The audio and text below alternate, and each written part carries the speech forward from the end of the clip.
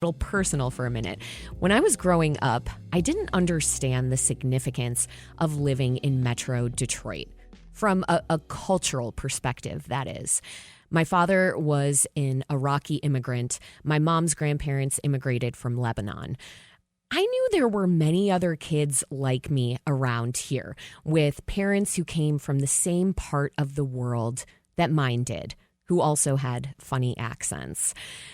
And that bonded us. But I didn't truly understand that bond. It wasn't until I lived in other areas in the U.S., places with much smaller Arab communities, that it crystallized for me. I finally began to understand the impact that Arab Americans have had in Southeast Michigan and what it means to live in a place where you're understood, figuratively and literally. Today, for Arab American Heritage Month, we're exploring the imprint that Arab Americans have left on this area and some of the untold history. To do that, historian and Professor Sally Howell joins us. She directs the Center for Arab American Studies at University of Michigan Dearborn. Her latest book is titled Beyond Refuge in Arab Detroit. Professor Howell, welcome to the program. Good morning, Robin. How are you? I am well. Thank you for joining us. And we want to hear from you. Are you Arab American? What is your family's story of migration to the U.S.? The number is 313-577-1019. Now, Professor Howell, the history and impact of Arab Americans in Southeast Michigan is a vast topic, and I realize it's one that you've spent many years uncovering, but we don't have that much time, so let's first zoom in on a couple decades that were really foundational to building the Arab American community here. Let's actually start by looking 285 miles away in the city of Chicago. It's 1893. What was happening in the Windy City that year? 1893 is the year of the Columbus Exhibition, also known as the Chicago World's Fair. And it was a major magnet drawing people, basically performers and workers, to come and present the Middle East in the fair. The fair had this huge midway section that was like a march of civilization. And so there was a Cairo Street, there was a street from Istanbul, and there were Moroccan architecture there, and a lot of Arabs came from Egypt, from Morocco, from what is today Lebanon and Palestine, to work in the fair and to represent their cultures. And some of those people stayed in the United States and made their way to Detroit. Now, many of these first Arabs, they didn't settle in Dearborn, which we now know to be America's first Arab majority city. Instead, some of those first Arabs settled in Detroit, including in the historic Black neighborhood known as Black Bottom. Could you tell us more about some of these early Arabs and their impacts on the city of Detroit? Yeah, well, so around the turn of the century, the Detroit Free Press did a story and said that there were about 50 Syrians. The community was referred to as Syrians back in that period because this is before the creation of all these nation states, and they were coming from the Ottoman Empire, from the province of Syria. So they were all called Syrians. And the small colony that the Free Press described was mostly a peddling colony. So a lot of the early families that came to Detroit were sort of making their way west across the continent and peddling as they went, selling goods both in the city. In the city, they would sell artifacts from the Middle East, sort of Holy Land kind of artifacts. And they would also go out in the countryside and sell things to farmers and people who lived in rural communities, household goods, things people needed. And then in Detroit, there was a hub of where people would stay in the city and provide housing to the peddlers when they came into town, create goods for them to take on the road, provide food and things like that for the peddlers who were coming into town. And then there's another narrative that was produced by the city of Detroit in the 1930s, they did a report called A Racial Study of Syrians. And their report really emphasizes the role that the World's Fair played in drawing people to the city. And it talks about the fact that by 1900, the community also already had a couple of grocery stores, dry goods stores, and they were, as you said, they were settling along Jefferson and Black Bottom. And just, by 1916, you had the first church that was built in the city. Your ancestors might have been a part of it. It was a Maronite. No, it wasn't a Maronite church. Sorry, it was an Orthodox church, but the Maronite church followed quickly afterwards. And you also had a settlement of Muslim Arabs that started to develop in Highland Park or in neighborhoods near Highland Park, around 1910, 1912. And both of these communities also started working in the auto industry when it really heated up. But the Syrian community from both Highland Park and from Black Bottom, people really liked working in the food industry.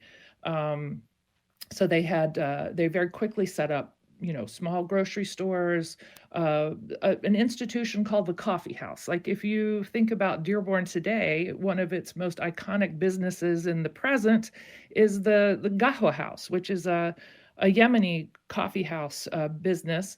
And, it's been copied many times in Dearborn. There are probably 20 different coffee houses in Dearborn alone.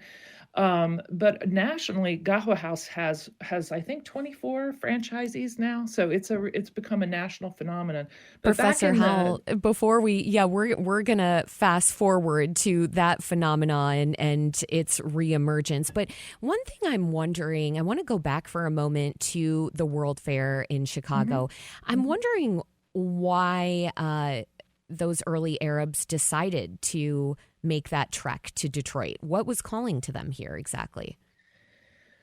I mean, that early, I think it was just an urban enclave where there was opportunity.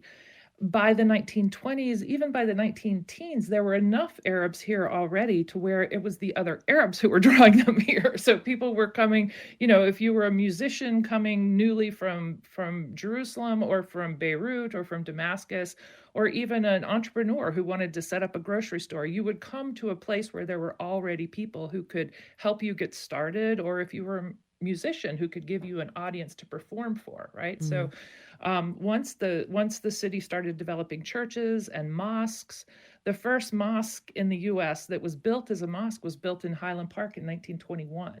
And Detroit got its first mosque in 1925. So, these institutions started pulling people and drawing people to the city. And then, of course, when the auto industry, really heated up, then there were jobs for a lot of people. Sure. So those early Arabs felt like there was the infrastructure, this scaffolding, essentially, that was there for them and was continuing to grow. How easy was it to immigrate from the Middle East during that time period, from, say, the late 1800s to the early 1900s? I mean, it was expensive. So people had to have resources to be able to make the trek. It wasn't so easy because the federal government was a little suspicious. People were coming technically from a region that was called Asia, right? And this was in the period of Asian exclusion. So people were coming in, often the immigration officials would refer to them not as Asians, but as Turks. And sometimes they would refer to them as Turks from Asia. So they could come if they had the resources to come. Sometimes they would be turned back. Women traveling alone often were turned back. People who had glaucoma or other conditions, problems with their eyes, would be sent back. So, there's a history of that. And then there was also a problem, not so much with getting here, but with naturalization. So initially, the government wasn't sure what to make of these immigrants coming from the Middle East.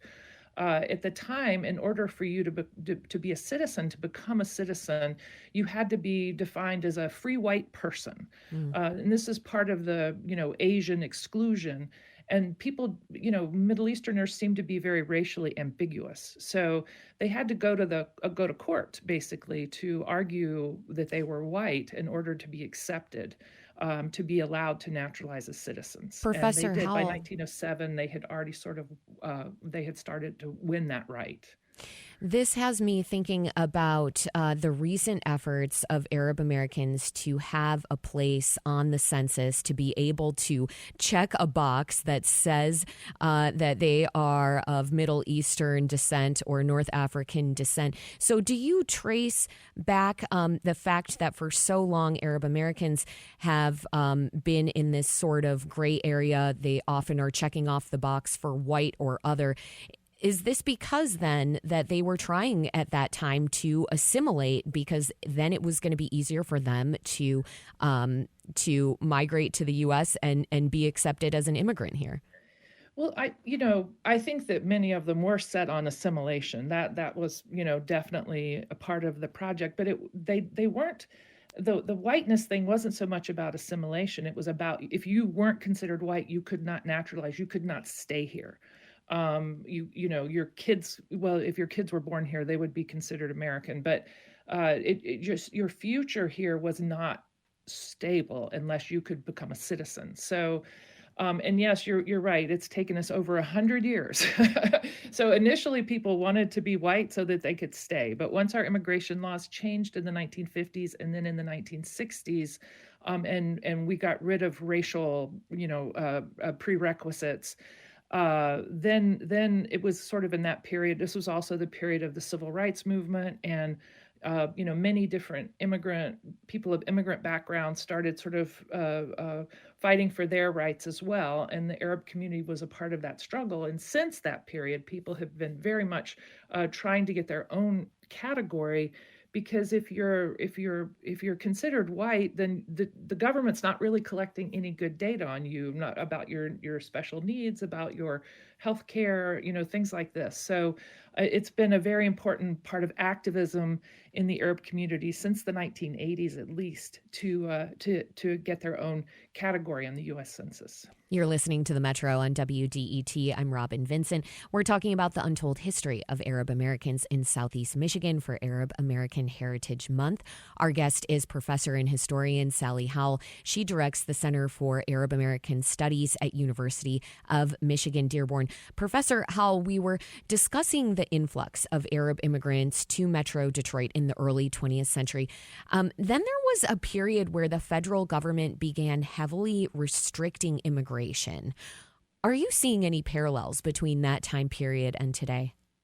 Well, the thing that led the government to restrict immigration was, by 1900, 1910, and then increasingly through the 1920s, the foreign-born percentage of the population was going up and up and up, and in industrial centers like Detroit and Chicago and cities like New York and on the West Coast as well, in urban places, you could have the foreign-born population in some of these communities was something like 40%, right?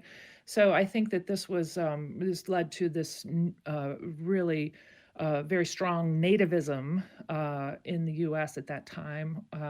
And that's, the new immigration legislation that passed in 1921 and 1923, the restrictive legislation that you're referring to was a result of that, that nativism. And we obviously see nativism in America today, and specifically targeting people from the Middle East and people who have political sympathies that are supportive of the Palestinian population. Some of the students who are being deported right now, some of the foreign national students who are being deported from the United States are being deported specifically because of their political views. I want to draw some other parallels if we could, but some cultural ones. I'm thinking about the popularity of Yemeni coffee houses, which you mentioned earlier. These coffee shops are owned and operated by Yemeni people who want to share Yemen's coffee and culture. And these cafes are popping up all over Metro Detroit and also all over the country. But these coffee houses are not necessarily a new thing, and you just have to look pretty far back in history. Talk a little bit more about that. Well, the first coffee houses, and there's some great reporting from the Free Press and from this newspaper an older newspaper called Detroit Saturday Night, where the reporters, if they wanted to find someone from the Arab community, someone who spoke Arabic, they would go to a coffee house. And so there are great descriptions of these places. And in the early days, they were, almost like a social service agency for immigrants, right? You would go there. There would be other people there who spoke your language. If you were a Muslim, there would be prayer rugs maybe in the back of the shop and a place for you to pray with other people. The churches often were organized out of these, institutions. If you needed a job, this was a good place to find a job. If you needed housing, things like this. And also if you wanted food from home, these coffee houses played that role. And back in the day, they used to be very male-centered spaces, right? But today, of course, they're open to everybody and they've become much more. I mean, today there's still a place where people are representing Arab culture to Americans. There's still a place where journalists go if they want to find Arab Americans and find out what they think about what's happening in the world. But today they're much more like they're oriented toward the larger public, not just toward the Arabic speaking community.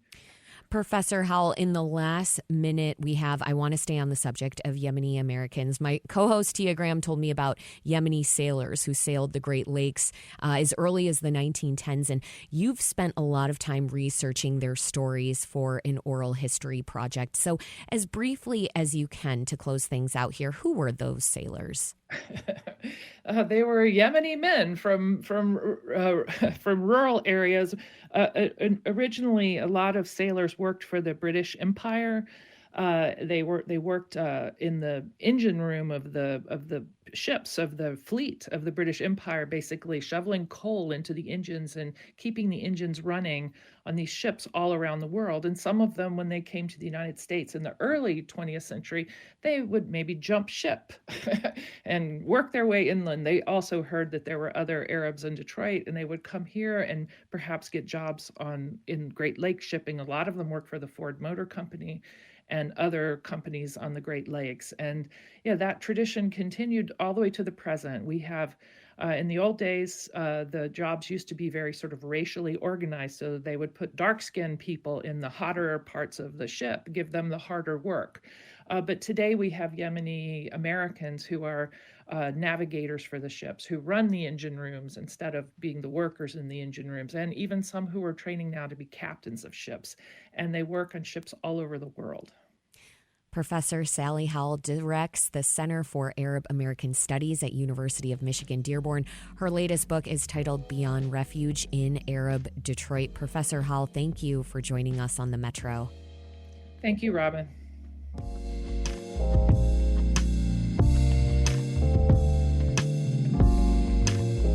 From the WDET newsroom, addiction researchers at the University of Michigan are starting a study this year that will pay smokers of menthol cigarettes to quit.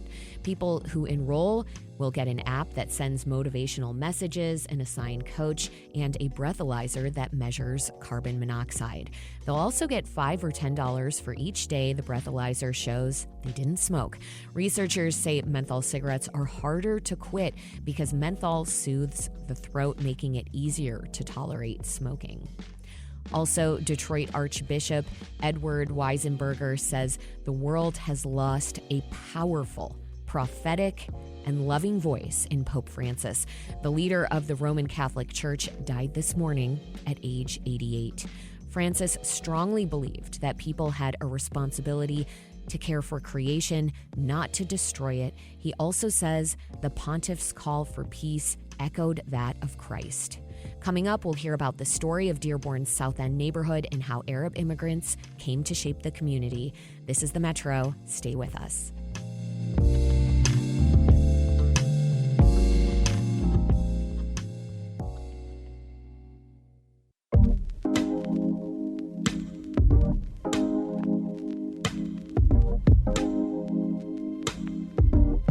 Welcome back to the Metro on WDET. I'm Robin Vincent. We've been discussing what it was like for the first Arabs to arrive in Metro Detroit in the late 19th century as we honor Arab American Heritage Month.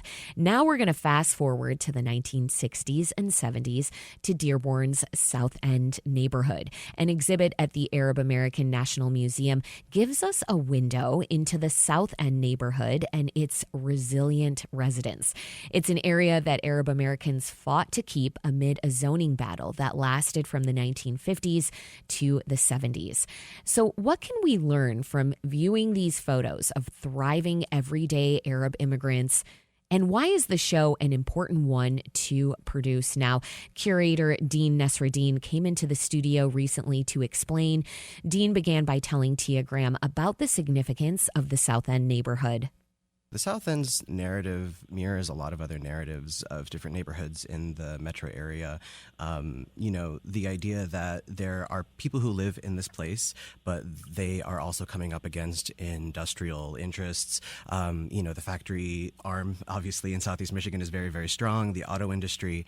And unfortunately, it was a matter of pollution, like the industrial interests in the South End neighborhood as they were expanding were causing great harm to the folks who were living there. And especially when you're talking about the Arab American community, who is for so long not really been present or accounted for, not having any accurate count of how many Arabs are being affected at any given time in the neighborhood was a challenge, right? So the exhibition, Seeing the South End, is a really rich opportunity for the museum to work with a body of photography that really documents the community as they were building that coalition, building that sense of community engagement and bridging gaps, not only among Arab Americans at the time, but Italian Americans, Greek Americans, like any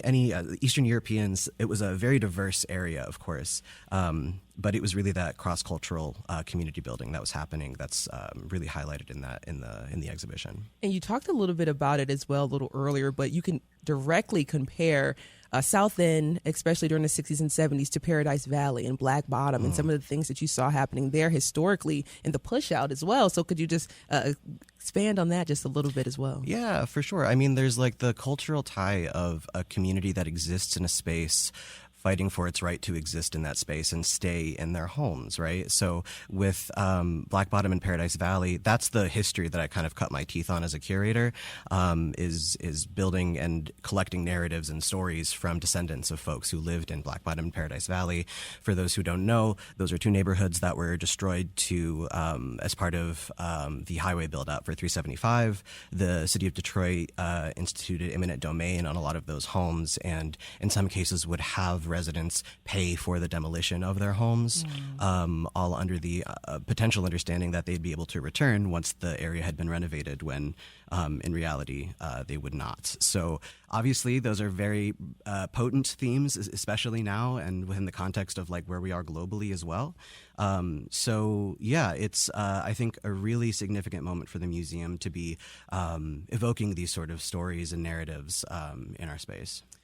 And Dean, now tell us a little bit about the exhibit itself, of course. Why did you want to showcase these photos by Tony Main that feature Yemeni and Lebanese Americans in the 1960s and 1970s? Now, Tony Main, before we get to the exhibit, like, who's Tony Main? So Tony Main is a native to Dearborn. He was kind of coming of age right around the time the photos were taken as well, really active in the community as a photographer.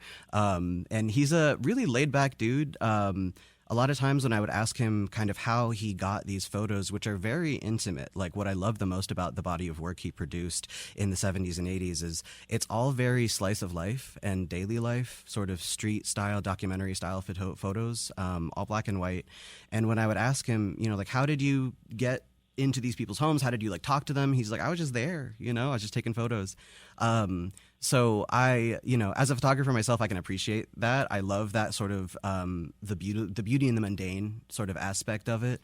And yeah, it's been really a treat to put this work together. I would say Tony's most well known actually for work he produced of Yemeni auto workers in the Chrysler and Ford plants. So there's a large selection of photos that depict workers on the line, forging metal and, working with paint guns and things like that, that give you a really intimate look into the interior lives of these folks at this time.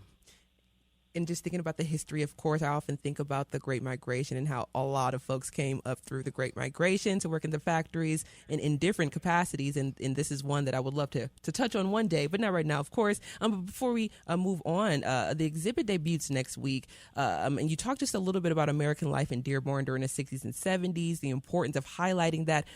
Why is it so important just days after the start of Ramadan that you're going to have this exhibit debuting? And why is it so important to have the Arab and Muslim communities together during this time? Yeah, so I think that there was a, during the early 2000s, there's been like different periods of time in the 20th century where like Arabs have really become known to the American public and like the Western society generally. And usually it's under the guise of war or some sort of great trauma, or, it's indicative of like, we can't trust these people, when in reality, we have been in the U.S. since the founding of the U.S., right? And sometimes beforehand, right? Especially the Muslim community. Muslims have been in the U.S. far, far, far beyond what is like the common conception of when kind of Islam began in the U.S. It's like the American public just realized there were Muslims after in 2001. You know what I mean? Like, and that we know that's not true. And so I'm especially excited. I don't know. I think that there's a sense too, because of the focus and the spotlight that that the community had on it after 9/11, and the sort of fear of Islam and the Islamophobia in the country. A lot of Arab Muslims became quite quiet. And not as open about their faith and about their practice, about their community, their culture. And so this is another chance for us to, change the narrative, to shift culture and to shift the conversation around what it looks like to be an Arab American, what it looks like to be a Muslim American. Not all Muslims are Arab, not all Arabs are Muslim by any means. And so, it's, I think, going to be an all-around good experience, and especially excited to invite everybody who comes to the reception to an iftar dinner following the panel as well. It's just a really great time to be with community. That was Dean Nesruddin of the Arab American National Museum. This is WDET-FM, Detroit Public Radio, your connection to news, music, and conversation.